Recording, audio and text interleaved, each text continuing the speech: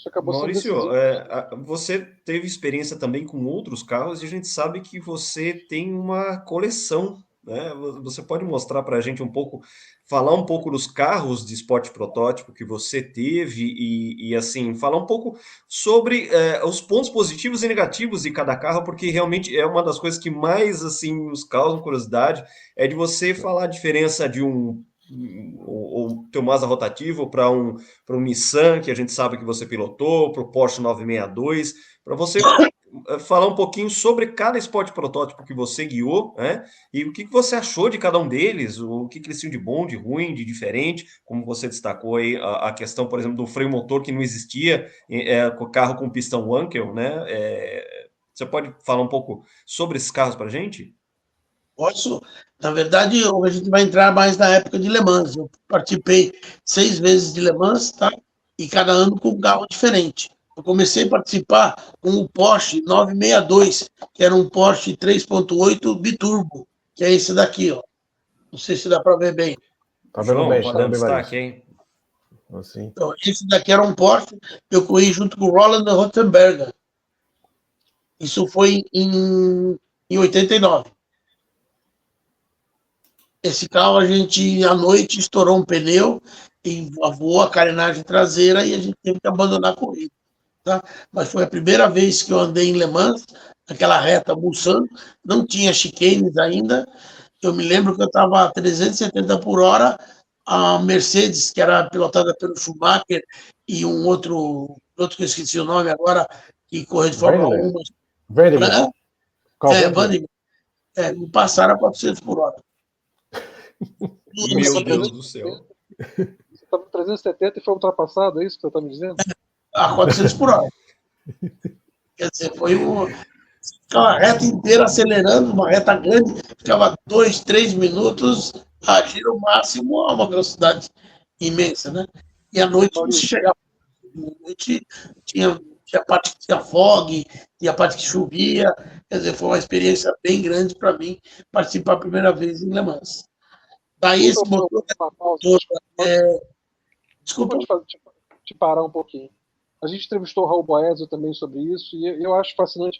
Acho que uma das maiores experiências que alguém pode ter tido ao volante de um carro é acelerar esses carros numa reta de 6 km sem chicane. Quem fez, quem não fez, não faz mais. Eu perguntei ao Boesio como é que era essa sensação, ele falou que da chuva, de noite, e toda vez que entrava na reta rezava um Pai Nosso. Descreve pra gente um pouquinho, você já descreveu como é que era a brutalidade no Fórmula 1, que virava o volante e o pescoço não virava? Como é que era acelerar um monstro desses numa pista tão fantástica como era Le Mans, sem a chicane? Passa pra gente, a gente não teve essa chance. Por favor, divide com a gente a experiência. O problema lá é que era H, né? Não era sequencial, não era nada. E numas 24 horas de Le Mans você ficava com o carro na mão de tanto cambiar, né?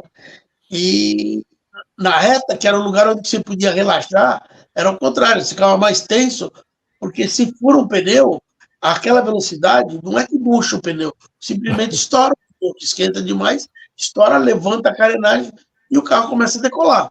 Então você fica muito tenso quando o carro está na reta, porque você tem que. Primeiro tinha carro mais lento, como eu andava no grupo 6 melhor, tinha os GT3, tinha os LP2, que hoje é LP2, os carros mais lentos. Então você tinha a prioridade de descer a reta de um lado e os outros carros de outro. Mas a diferença de velocidade era muito grande.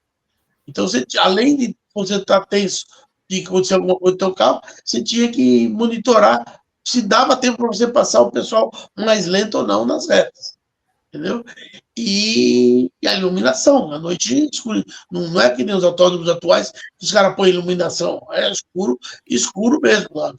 No Santos eu só via os eucaliptos de um lado e do outro e você lá sozinho a 370, 380 por hora.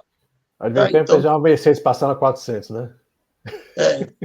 Uma sensação bem grande. E naquela época os carros torciam na curva. Tinha curva que não dava para você engatar a marcha porque o chassi torcia e o turbulador não funcionava. Você tinha que esperar o carro direitinho para poder ir por a marcha. Tá? E era freio, não tinha freio de carbono naquela época. Era freio de ferro. E esquentava, no caso o Porsche tinha os radiadores na frente, esquentava todo o cockpit, os pedais, tanto que a minha sapatilha para dar de C tinha que ter um solado maior, justamente para não passar tanta temperatura do pedal para o pé. Se você pusesse as sapatilhas que usavam em Fórmula, você chegava no fim da corrida com o pé queimado. Quer dizer, foi bem raiz.